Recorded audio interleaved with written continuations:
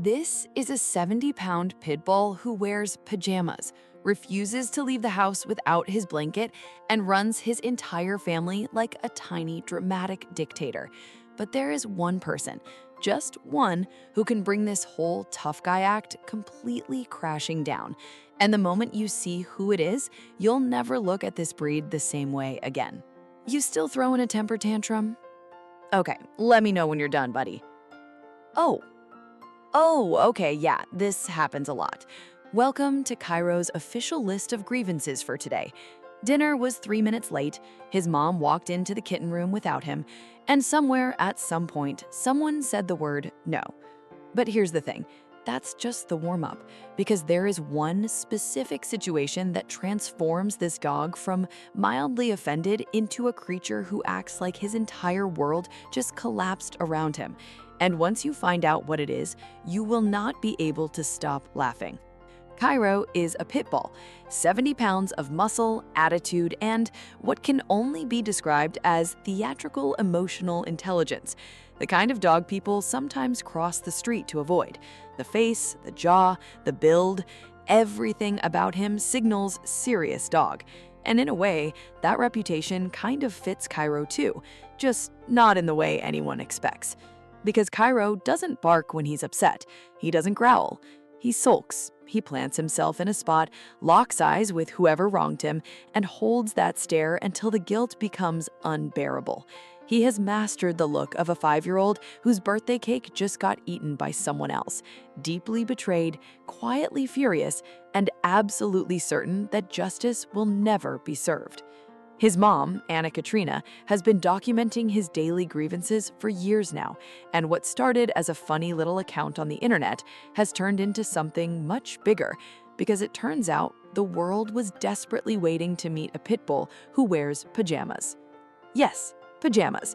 Katrina dresses Cairo on purpose. She says people judge bully breeds before they ever get close enough to see who they actually are. But it is very hard to be afraid of a 70-pound pit bull wearing flannel pants and a look of absolute indignation. He also has a favorite blanket. Not a backup blanket, not a rotation of blankets, one specific blanket that he has claimed as his own and that he refuses, completely and non-negotiably refuses, to leave the house without.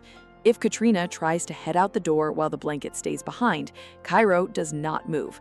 He sits, he stares, he makes it very clear that this is a 2-passenger situation, and the blanket is the second passenger. And that is when Willow gets involved. Willow is Cairo's husky sister.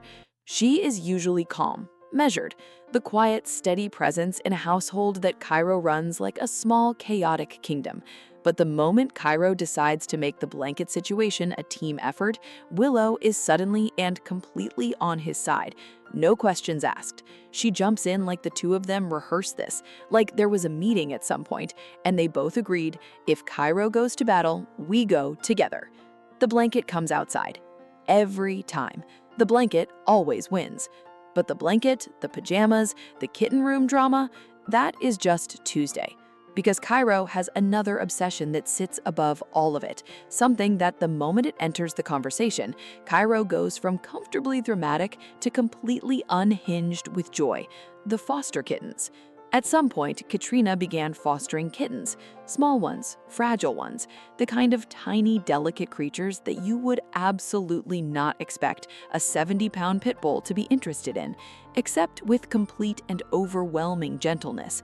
Cairo decided immediately that these kittens were his responsibility, not Katrina's, his.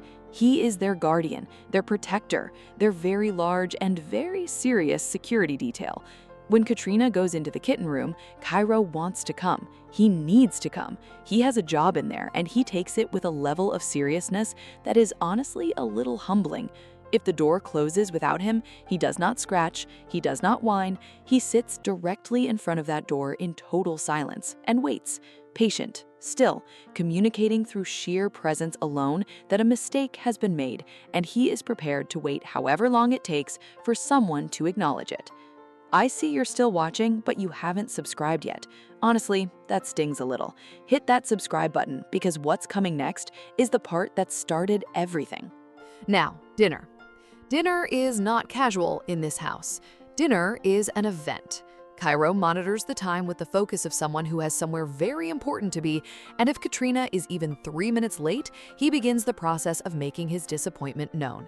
He doesn't knock the bull over, he doesn't pace frantically, he simply appears, right next to her, eyebrows raised, eyes locked, the universal expression for, "I believe you have forgotten something." The moment the food hits the bowl, the tension breaks, his whole body relaxes. Order has been restored.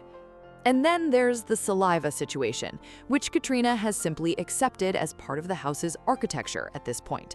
Cairo has a gift for anticipating meals before they happen, and the evidence accumulates on the kitchen floor at a rate that could be generously described as impressive.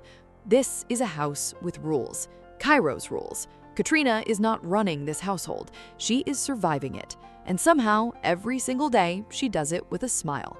Because the truth is, underneath all the drama, underneath the tantrums and the blanket negotiations and the kitten room standoffs, Cairo is one of the most loving animals she has ever known.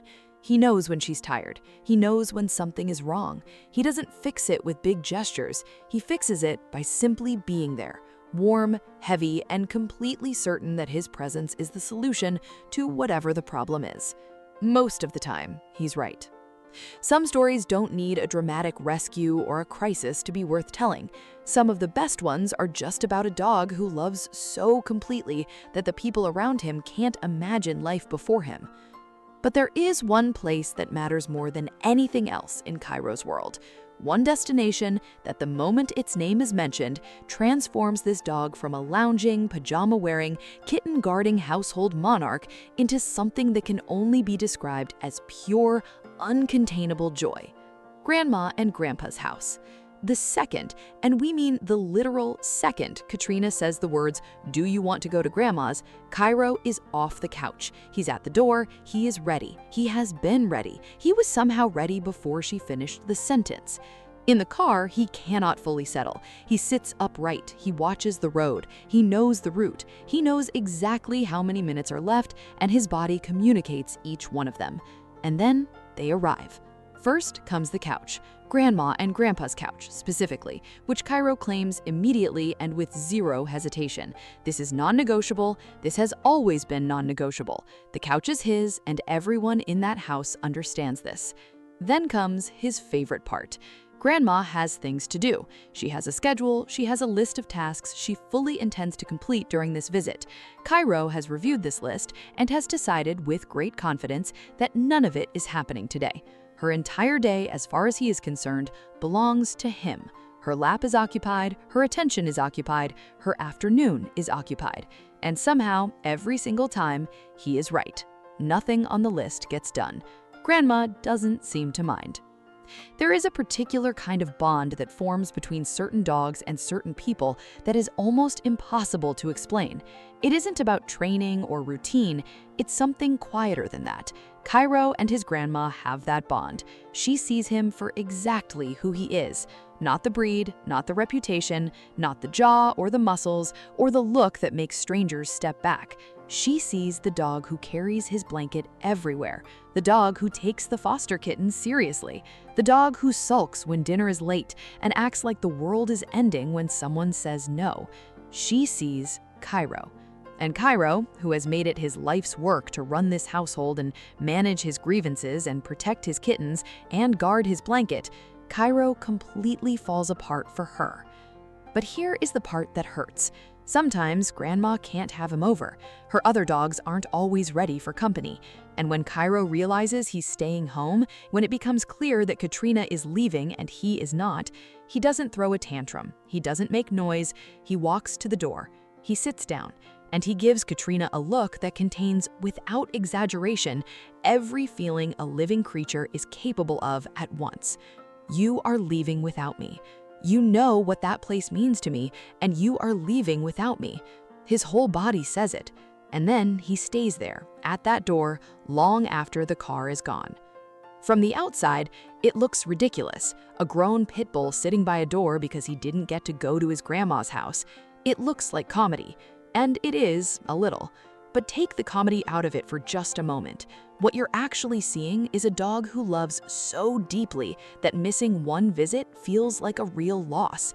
A dog who has found his people, truly found them, and who doesn't know how to hide what that means to him. People see the 70 pounds, the jaw, the stare. They see the breed and they make a decision before Cairo ever gets the chance to show them anything else. They don't see the dog who waits silently outside the kitten room because he just wants to be included. They don't see the dog who brings his blanket because it's his and it makes him feel safe. They don't see the dog who makes his grandma's whole afternoon disappear, not with force, just with love, just by being exactly who he is. And they don't see why one missed visit can hit him this hard, because to Cairo, grandma's house isn't a place. It's the feeling of being completely, unconditionally, entirely his. If you're thinking about bringing a dog into your life, especially one that looks like Cairo, one that comes with assumptions already attached, please take the time to really get to know them first. Talk to people who understand the breed, visit shelters, ask questions, because what you'll find, more often than not, is the dog the world wrote off is exactly the one who needed you most, and the one who will love you in a way you never expected. Cairo runs this house. He has opinions about dinner, strong feelings about blankets, and an unwavering commitment to kitten welfare. But at the end of every single day, all of that drama, all of it, is just his way of saying, I love this life, I love these people, and I am never, ever going to pretend otherwise. Does your dog have that one person they completely fall apart for? Or do you think a dog like Cairo could ever really change how you see the breed? Tell me in the comments.